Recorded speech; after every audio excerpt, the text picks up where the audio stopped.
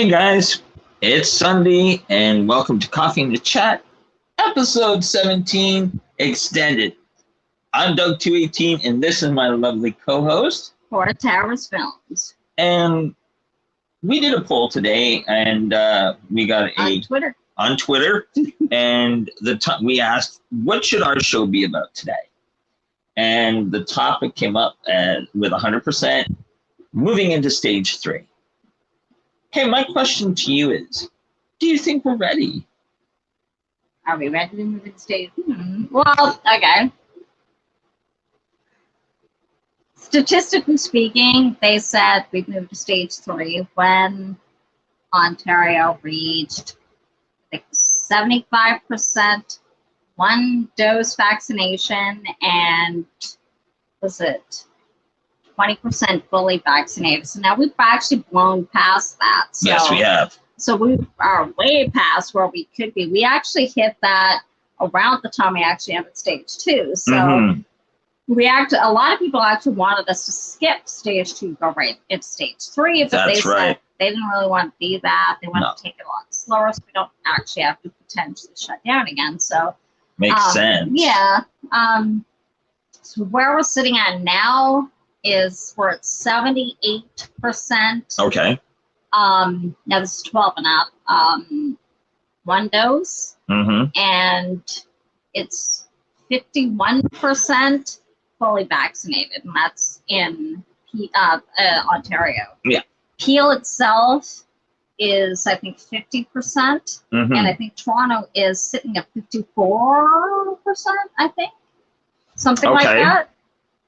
So, I mean, technically, if you're going by what they deem as where we need to be in order to open to stage 3, then yeah, I guess we were ready before we hit stage 2. Okay. We haven't quite, we've hit maybe roughly 2-week mark since it opened into stage 2. Yeah. So we're actually opening earlier this Friday, July 16th. It was supposed to be the 21st, I think. The earliest. Yeah, next the following week. The following week. Okay, yeah. but my concern is. Well, what do you think? You think we should be going into stage 3? Now, granted, our numbers are actually staying fairly steady since we entered stage 2, but granted, most things are still outdoors. So, except hair salons and I think nails stuff have been allowed to open, but you have to wear masks and capacity. Shopping malls are open. Shopping malls are now open, and like regular retail is open with capacity limits. So, but like there's still outdoor patio dining, indoor dining, and all that opens in stage 3. So, and there is actually stage 4 too, where we're full Monty. Pretty much everything's completely open, and you can go mask free. So even in stage 3, you'll still have to have a mask here. And now, bear in mind, Ontario is the most locked down place in all of North America. Yes, we have. We're the only place in North America that still does not have indoor dining. Well, let's call it what it is. We had 3 waves of COVID through the province. Well, we're not the only ones. We're not the only ones, no. There's been places who've been hit a lot harder. Oh, for sure. But in answer to your question, do I think we're ready to go into stage 3? We've been here before. Yeah. And we never got past it. Past it. Well, we got past to indoor dining, but other things that are opening stage 3, like casinos, bingo halls, movie theater. Well, movie theaters were allowed to open at capacity. A lot of them just chose not to. But nightclubs were never allowed to open. Bars were never allowed to open, and they are going to be able to open in stage 3. So it's a modified where we've been before. See, and this is my concern. It's a little more open. Yeah. Bars, nightclubs. That to me is a recipe for disaster, because we saw in previous incarnations the case counts just blow up in some of these places. Some places, yeah. You know, As a matter of fact, I forget where it is. I'm just reading about this. I think it was basically to connect to bars, where they've had. I think that the bars was huge, so it had like a 650 capacity. So you're talking about a huge bar. Excuse me. So they have like 650 capacity, and they've had to date, last I heard, about 150 confirmed cases of COVID. So, and now they're telling everybody to self-isolate that have been there. So, I mean, I cannot for life of me remember where I was, because I read about it this past week. But yeah. I mean, so in case of point, that was a bar, it was a nightclub. Yeah. So, I mean, and we have heard other places in Europe, same idea, where they've opened up a little too quick, and then they've had to shut down because of mostly nightclubs and stuff. You know, and even the talk is in September to have the schools fully open and fully kids are backing. With like no mask or anything now.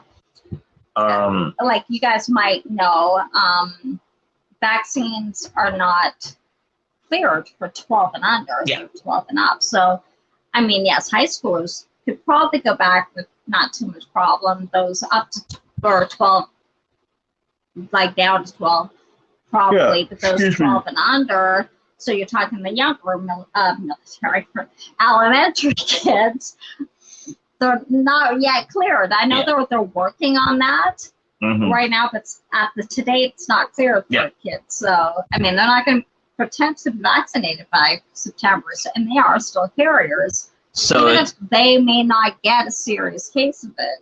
And for me, okay, I appreciate that the new medical officer that we have right now, he's being very tentative. Yeah, he's like brand new. He's like, let's not just hammer the gas pedal and scream towards finish line. Right. We still have the variants in play. Yeah. More every day. You know, there's still a lot of unknown variables. Let's go slow. Let's see how we do. Let's see that we don't have a spike in numbers. You know, because they know for sure, as far as I can tell, the vaccines are they're effective against what we're now calling the Alpha variant, which is the original. So now you have the Delta variant, which is previously known that first originally came out of India. They call it the Delta variant now. That's primarily the most widespread, at least here.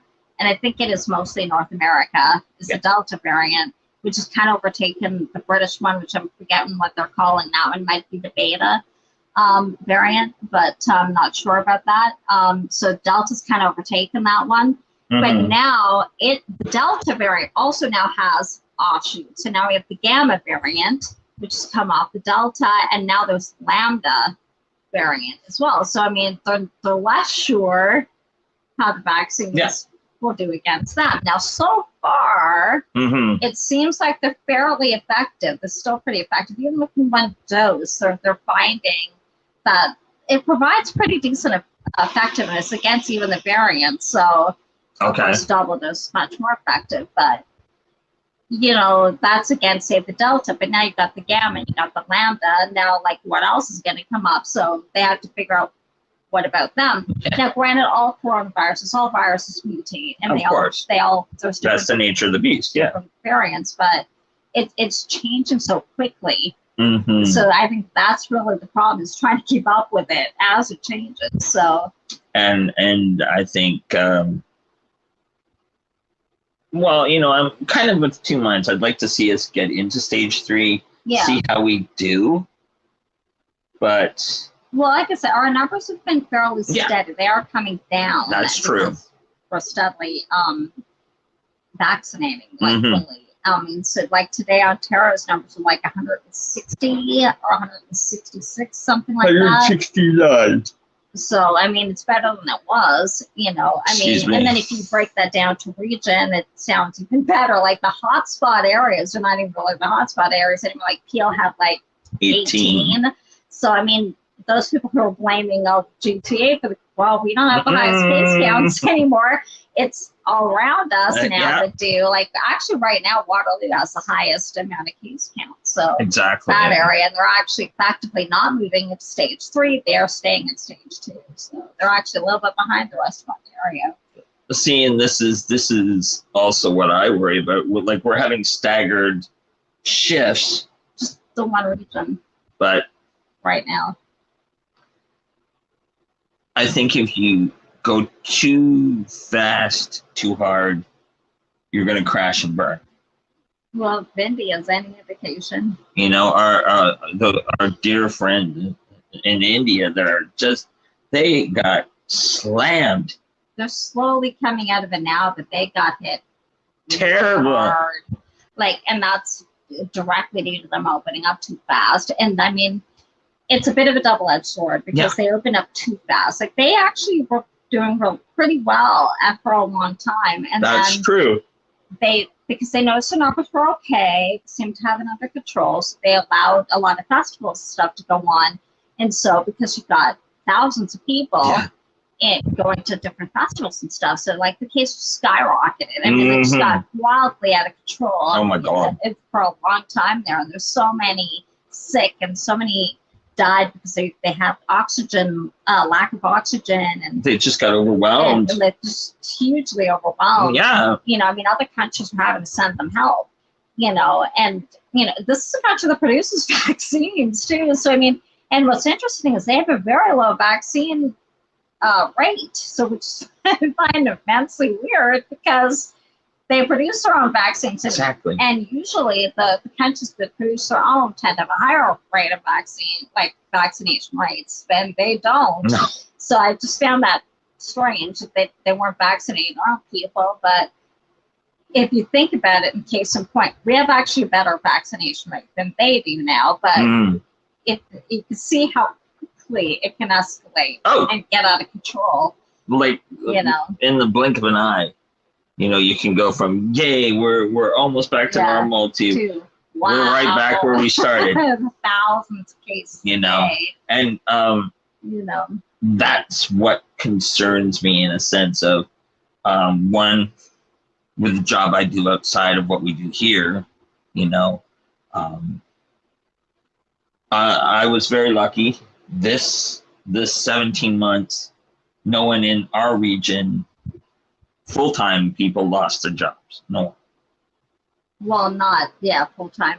People who are casual, they are laid off for a while. So you know, but I was, you know, just they weren't needed because the kids weren't there the entire year or so. You know, so I have to say I was very fortunate, and I'm glad I was still able to work through that.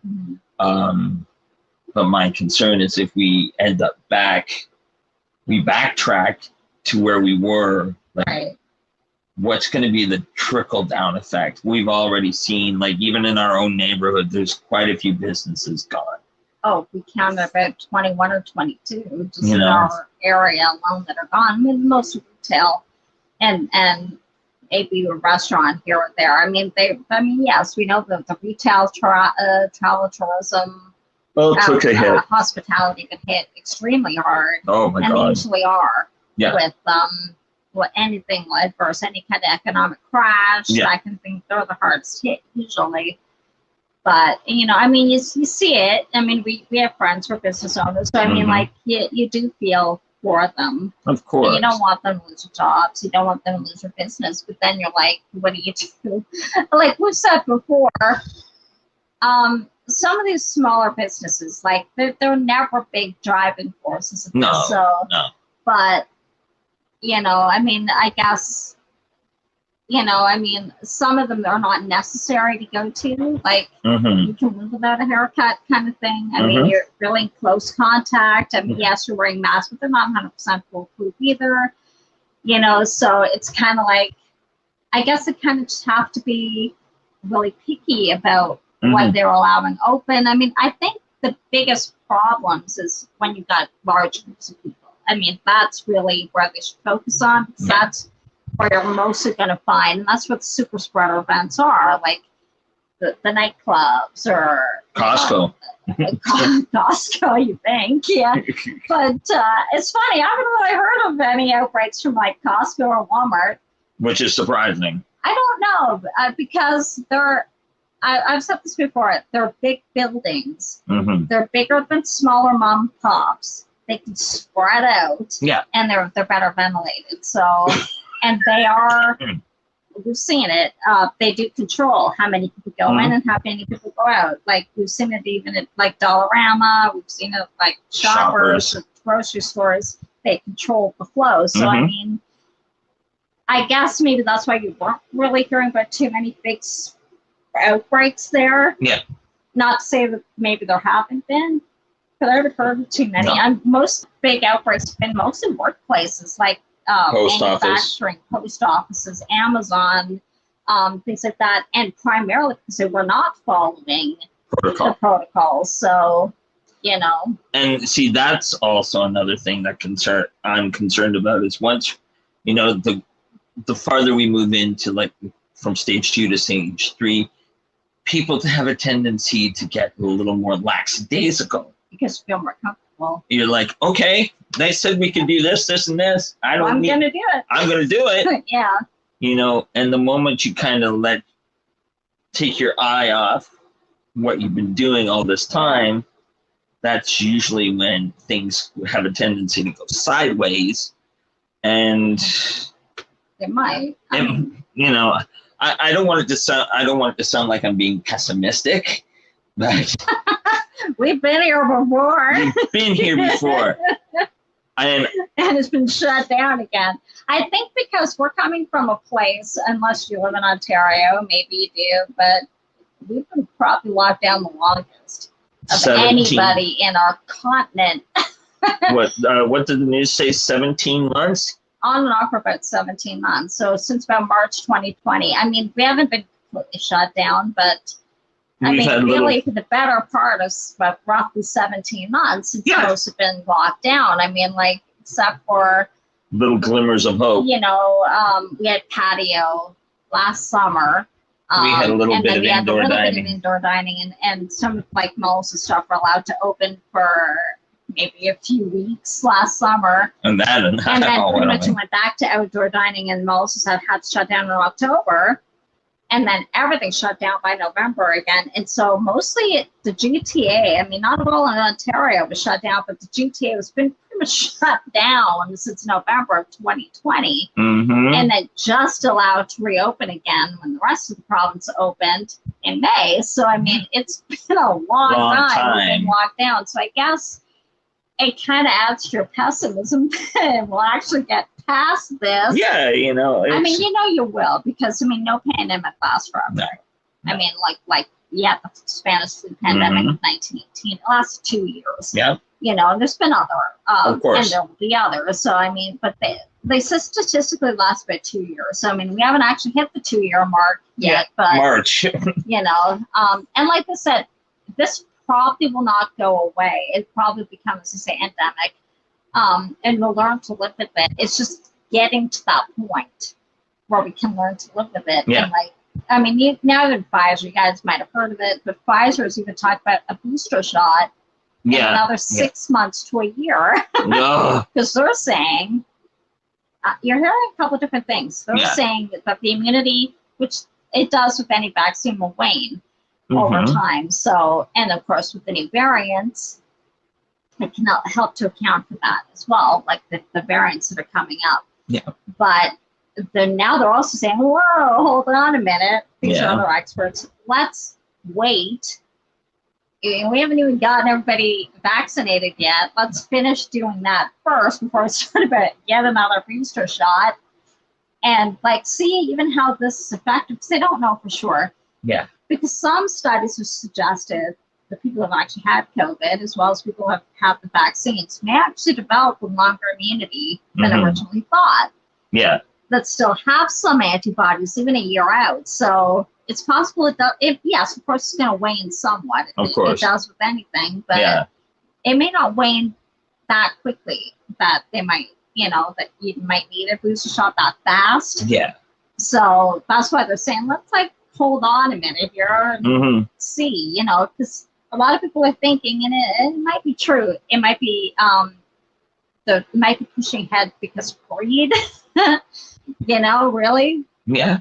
Because of course they make money off these shots, but you know, but experts and stuff are saying, even the WHO have said, no, wait a minute here. Let's get actually people vaccinated first and see how it goes. Yeah. And see really if a boost was actually needed.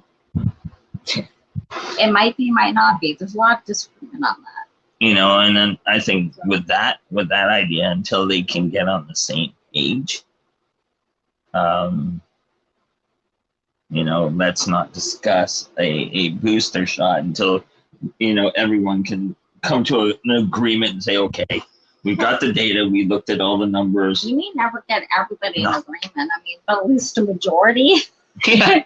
You know? True. And actually right now, most of them are saying it's too soon to say whether we really need one or not. Like, let's wait and see. Well, like you said, we're not even finished fully vaccinating everyone yet. There's a lot of countries who have very low vaccination rates at the moment. So, I mean, why don't we finish them first before we start triple vaccinating everybody else? You know, like, for example, I'm actually surprised, like, Japan has a very low vaccination rate, and they're holding the Olympics. Now, because they've just declared a state of emergency, there'll be no fans. There's going to be no fans in the stadium. So, you know, I mean, that just shows you again how quickly it can resurge. Japan's seeing a resurgence. Vietnam is. South Korea is. Australia had a Australia is. I mean, these are countries that did exceedingly well the first round. So, I mean, that kind of goes with what we're saying. Is it too fast to jump to stage 3 or stage 4? And there's a lot of vaccinated here. There's not as many vaccinated, so you got to take that into account too. But it shows you these countries did exceedingly well over 17 months and kept their rates pretty low. And now they're seeing these big surges where everybody else who had big surges are not seeing it. So that, you know, that's kind of why I'm kind of like, okay, it kind of gets me a little tight in the chest when they're talking about, well, you know, hey, everybody, we're going to stage 3 this coming Friday. See, I think it'd be okay. Because just by going, I mean, granted, like I said, most of the stuff is outdoors and it's not big gatherings and stuff. It's not the nightclubs as of yet, but it will be. You know, so we can't stay closed forever. No. I know we're still in the hundreds, though. We're really just under 200. Yeah. We've kind of been hovering there for a while. It has dropped. It's not dropping that quickly. No, and that's, you know, so I guess it kind of gives you a bit of pause. You know, and that's just us. I mean, I know other provinces are doing pretty well. I haven't actually watched too many of the rates of the other provinces. Quebec, I think, has less than 100 hospitalized now, which is excellent. They were one of the worst in Canada. That's true. Hit. Alberta for a while had a surge, but now they're pretty much fully open. Same with BC. I believe same with actually Manitoba and Saskatchewan as well. Yeah. So, but they never really were hit as hard. Maybe it was for them because they're not as heavily populated, but they were never hit as hard as Ontario or Quebec was. But no, because and the Maritimes have done really well through all this. But I think they're still in a bubble. I don't know if they're accepting other people from other province yet. Like, I think they're still in their own little bubble kind of thing. Like, I think, like, say, if you're from New Brunswick, you go to, like, Nova Scotia and that kind of thing. But I don't think other provinces come in. Ontario has now dropped. Because you remember, our borders were closed to Manitoba and Quebec. They're now open again. So that's been dropped. But I don't think we're welcome down east. I'm not sure about that. I don't think that's changed yet. Probably not. Not that I've heard. I could be wrong, but I don't think so. Okay, I'm going to say it like this. I'm going to be hopefully optimistic. Right. But I'm also going to measure it with a degree of pessimism as well, if that kind of makes sense. Or I could say a degree of caution. You know. Cautiously optimistic. I'm going to be, Okay, that's it. Cautiously optimistic. Well, like they said, even if you're fully vaccinated, don't drop your guard. No. Because, yes, even if you're fully vaccinated, chances are you'll be okay. It doesn't mean you won't get it or that you can't get it, because you still can. Oh, of course. It's just, it's supposed to prevent you from getting like a real serious case. Not to say people haven't, but it's fairly rare. And so, but you still can shed it. You can still like be a carrier of it. So that's really why they want you to try to still be somewhat safe. On your guard, Really, because there's still a lot of people who haven't got it. I mean, yes, we've got about, I think within here, it's like 10 million I think so. that are vaccinated, majority of the province, so which is really good. But that still leaves about 4 million that have no vaccine at all. So it's still a lot. Yeah. You know, and it could be their choice. It could be because of medical reasons. Some people legitimately cannot get vaccinated, or whatever, or they're too young, or whatever. So I mean, and that's why even fully vaccinated kind of have to be careful right now, even around like others who are not vaccinated or even have the windows. So exactly, like, you know, like, until they have a better idea of how this is going. So I guess that's where I stand. Cautiously optimistic. I will be watching them the next little while, you know.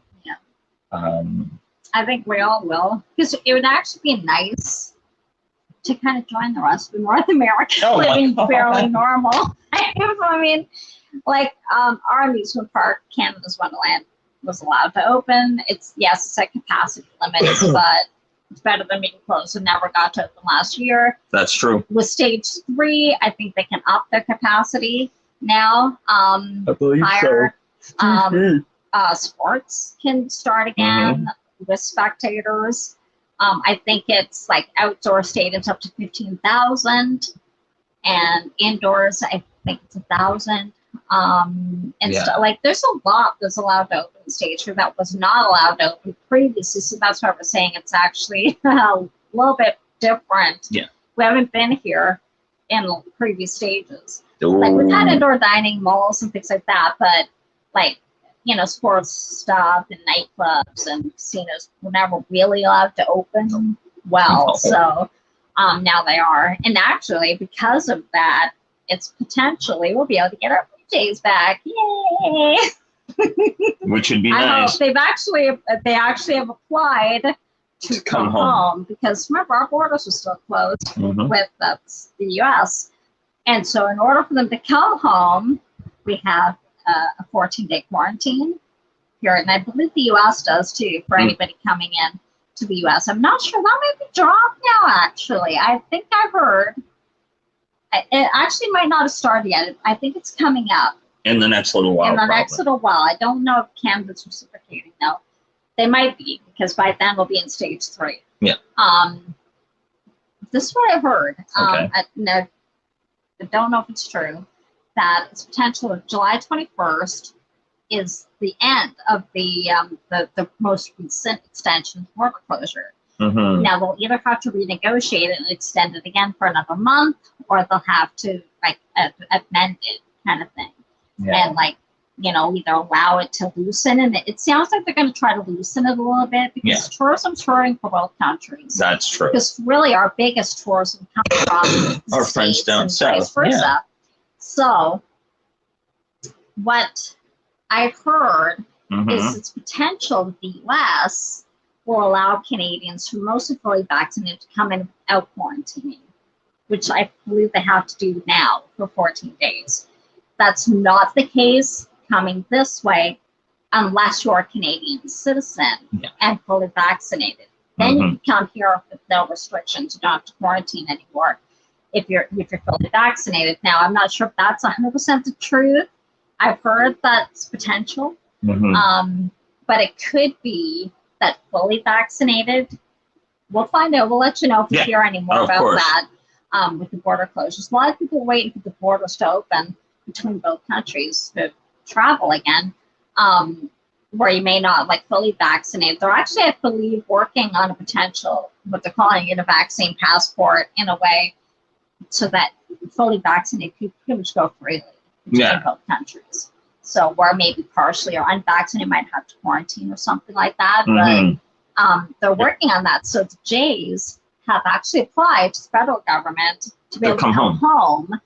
And because I believe they're mostly vaccinated. I'm not sure if all the teams in the MLB are fully vaccinated or not. They're mostly vaccinated. I believe the Jays are. I believe I've heard the Jays are, so that they could come home and play here, and then and have other teams come here. Now, what I think somewhat the proposal might be, if they're not fully vaccinated, the other teams, is that they could do kind of like what the NHL did. They could cross the border and then just kind of quarantine, because they usually only play like 3 or 4 games here anyway, and then they go back. So that particular team. So like if they're not fully vaccinated, which I think most of them are at this point, but they come play the Jays, and then they go to whatever hotel they're staying at. They stay there until they go back home, and then the Jays, vice versa, whatever they're doing, whatever team they're playing in the state. So they've gotten approval at the municipal level and the Ontario provincial level. So they okayed it, but just waiting on the federal government to okay it. And of course, it really highly depends on the border. Exactly. So, we'll see. They gave the NHL a pass, and I think Toronto FC is trying to do the same. And if we hear anything, we will let you guys know as well. Anything. It should be pretty soon, because the Jays' next homestand starts on the 20th. I believe it's the 30th. I think it's 20th is the next homestand. So in like nine no, days? Maybe the 30th. Actually, I think it's the 30th, because this week they don't play, because it's the All-Star break. Yeah. So they play Texas next, I think, in Texas. So their next homestand, I think, might actually be the 30th. So they'll have to know before then, because they need to have the time to come back here. And prepare, if not this time, it'll be August. They're hoping anyway. People, Torontonians, they'll lose their mind. It'd be great. It'd be nice to have Toronto FC home too, and the Raptors. They haven't played here in over a year, so it'd be nice to have the NHL played here. So let them come home too. Yeah, let the boys come home. Yeah, we want our team back. Exactly. We thank Buffalo. If any of you guys from Buffalo for hosting, thank you for taking them in. It's been great. You guys have been great with them, and I know they're your team too. And same with, I think, the Raptors are Miami. Thank you. Or Orlando. Thank you for taking care of them. Same with FC. Yeah. You guys have been great with them. You have been great hosts. In the States have been great hosts. Thank you so much. Our teams. And you come out and cheer them on too. We can't, so that's cool. You guys doing That's very cool, and much classy, respect. Much very respect. Nice. We would do the same. It's not of course, guys. So. Of course. Yeah, man. I know Tampa Bay Rays have talked about coming here to Montreal. Yeah, that's a whole different kettle of fish. I know. We should talk about that one, but we can, we can discuss that little tidbit of information another time. If they wanted to come, we cheer them on. So I guess we both kind of stand on the same same. I think it's just about being cautious. I mean, I guess because you've seen other countries that have done so well before, now they're kind of not doing so well because they move too fast. Yeah. I mean, I know there's different circumstances because we're vaccinated and they're not as vaccinated. So, I mean, you were in a different position, but I'd like to see it open. I'd like to see the businesses survive. I'd like to have a bit of normalcy again. I'd like to see the tourism industry be able to get back on their feet. Of course. And that kind of thing. That we'll have to see how it goes. Though. I don't want to see it to get even more worse. Right. Before we get better. And I think the course of action we're taking it's a steady pace, but it's a controlled pace. Right. And I think we need to keep that controlled pace. I know there's going to be a lot of folks that are going to disagree. Yep. This is my opinion, and you are entitled to yours. Right. But I think sometimes we need to err on the side of caution. Yeah. You know. And I don't think it's being paranoid or fear mongering. I know a lot of people think it is. You know, but I don't think it is. Because we just happen to like pay attention to what's going on in the world or even here, and just to be cautious and just you know, see like, okay, everything seems to be going okay. Okay, let's try and see what happens. Kind of thing. You're never gonna know unless you try, right? That's it. You know, and yeah, like you said, we're not gonna, like, if somebody chooses not to have the vaccine or whatever reason, that's your choice, right? I mean, just like it's our choice to get it or not get it or whatever. For those legitimately cannot get it, well, you know, that's not their fault, right? Kind of thing. So I mean, some people are allergic or whatever, have health reasons they can't. So, I mean, that's the thing. But I mean, that's not an opinion kind of thing. But I mean, I guess what's missing is a lot of people don't respect other people's opinions on it. I mean, you know, like, you know, I mean, that's one thing we're all entitled to it. We're all allowed to think the way we do. So. And I respect anyone's opinion. We're all allowed. We have an opinion. We're all free thinking people. Yep. Without bashing each other because of it. And the thing is, we need to respect the choices people make based on the information that they deem pertinent to them. Yeah. Well, really, you have to make the choice of what's best for you, I guess. Yeah. If you think not getting the vaccinated or whatever is the right choice for you and your family, well, who's to say different? You know, I mean, you know your family and your needs better than anyone else. You know, I mean, you know. I know personally myself, because I do work with kids under the age of 12 who cannot be vaccinated. And you know, kids, they get germs. They may be cute, but they're little petri dishes sometimes. They can be, sure. But I also have parents that are quite on age and have health issues. So, and to protect my lovely co-host as well, because we have people with health issues. So. And I myself, you know, to protect, I do have certain concerns that for my own health wise, that I'm deemed it pertinent for me to get this. And I'm glad I did it. Mm-hmm. And I'm glad you got your vaccination as well. Yeah. So a little bit of tidbit, we're both double vaccinated. So for those of you who are concerned about the Moderna, we got the Moderna. I know there's actually a lot of people here in Canada are turning it down. We're fine. When they hear they're getting Moderna over Pfizer. I don't know why. Yeah. I think because it's name recognition. Most people heard of Pfizer. A lot of people haven't heard of Moderna, so okay, whatever. But you know, I find it funny that they're actually turning it down. I mean, not because they don't want the vaccine. That's a different thing. It's because it's Moderna rather than Pfizer. But it's pretty much the same vaccine. Yeah. And actually, studies are showing, the last study I heard about, Moderna showing a higher efficacy against the variants than Pfizer is. So. Thank you, Moderna. Thank you. Either way, I don't know. But I think because more people have heard of Pfizer than Moderna. Well, because it's responsible for so many over-the-counter pharmaceuticals. Oh yeah, it's a huge company. So where Moderna's not as big, although partially co-founded by a Canadian. Beauty. Yeah. This has been an interesting talk. Yeah. I'm glad we were able to hear both sides of our thoughts on this issue. And I respect and I appreciate your opinion. And I'm curious to see where we go next.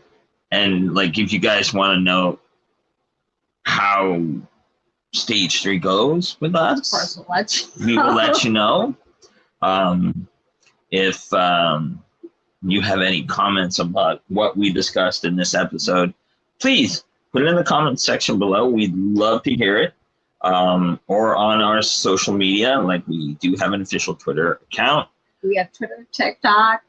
And please reach out. We'd love to hear from you guys, because the big thing with us is to keep the conversation going in a positive vein, and hear everyone's opinion and share our opinions, and just keep the dialogue going. I want to say thank you for coming in today and helping me do the show. Thanks for having me. Anytime. And thank you guys for tuning in to listen to our opinion piece on moving into stage 3. If you like the show, please give it a thumbs up. Don't forget to subscribe and to hit that notification bell. Wherever it is on your device. And it will let you know when we go live every Sunday. So again, guys, thank you so much. Have a safe week, and we'll see you next Sunday. Bye for now. Bye.